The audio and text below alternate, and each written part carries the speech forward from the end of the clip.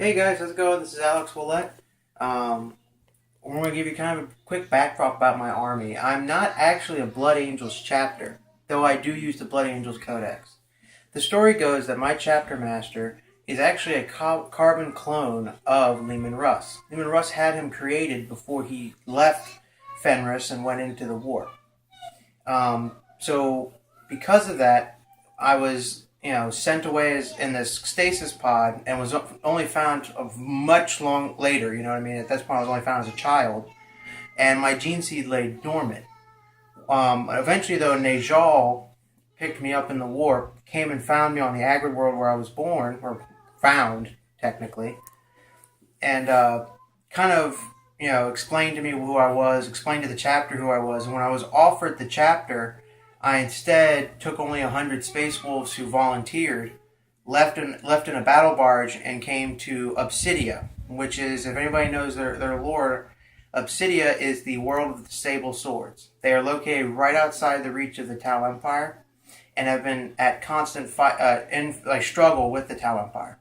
All this came to a spear point when the Tau Empire sent a massive fleet, expeditionary force to attack the chapter world of the Sable Swords, and it actually did destroy the monastery and the lore. Well, my lore changes up a bit that right when the monastery is getting destroyed is when my battle barge pops out of war.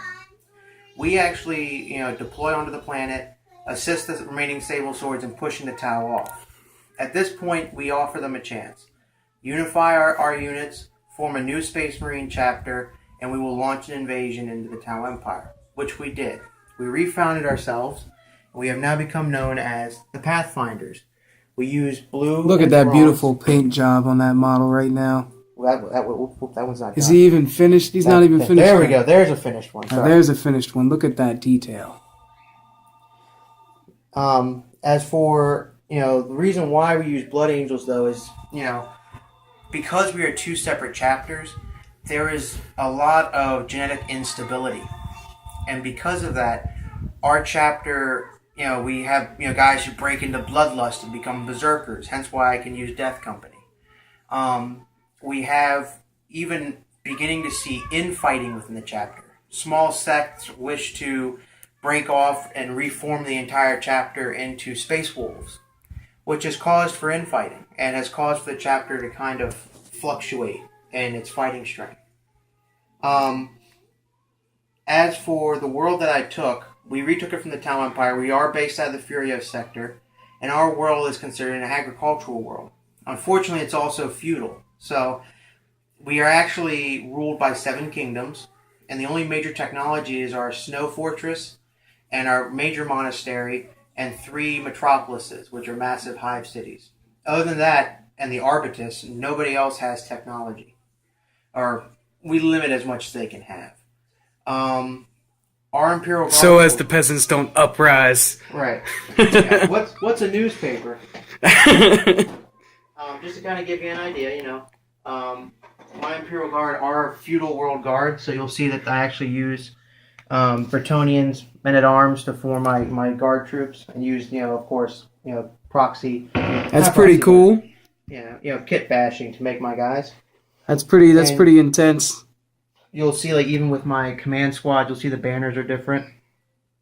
And you'll even see a little bit different with the company command. They do have regular gear. And that's because they are the best of the best from the company. They are the cream of the crop. So because of that, they're going to be given more exposure to better equipment. And, they've been in the fight for so long that they kind of customize their gear to what they like. Okay. All right. So what's going on with this campaign mission here? Well, here's how the story goes.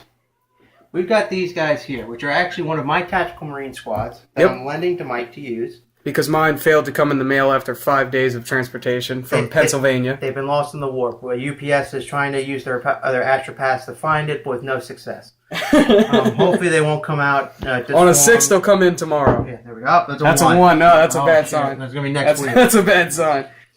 These guys are actually one of those factions I told you about in my chapter who wish to see us revert to Space Wolves. They call themselves the Wolf Council. They wear the robes, and they also have a lot of fur and pelts and this and that with them.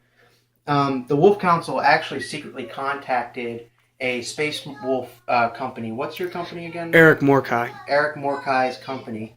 And they were more than happy to try to help them revert my chapter back into a Space Wolf chapter. Essentially, we see all brothers in arms, whether Blood Angels or, Death Company or, Salamanders, things of those nature.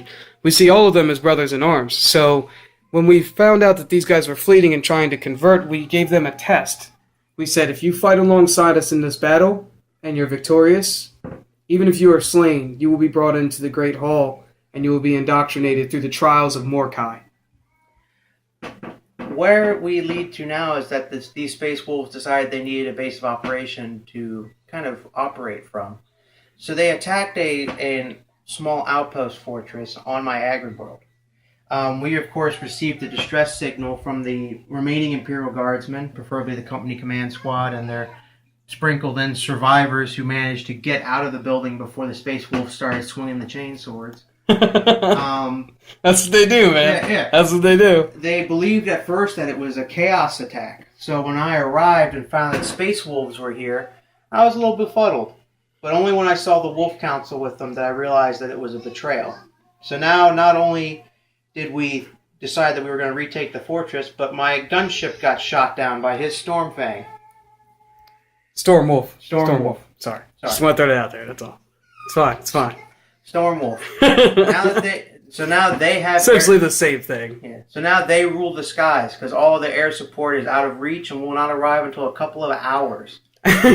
So even with this adverse mind and his thought, Chapter Master Russ will not see this battle turn into defeat. He will attack and he will retake the monastery at all costs. My Chapter Master, Fen Morkai, custom name there.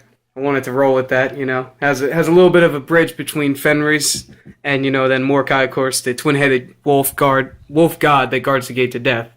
I love his lore, by the way. It's amazing lore, isn't it? Yeah.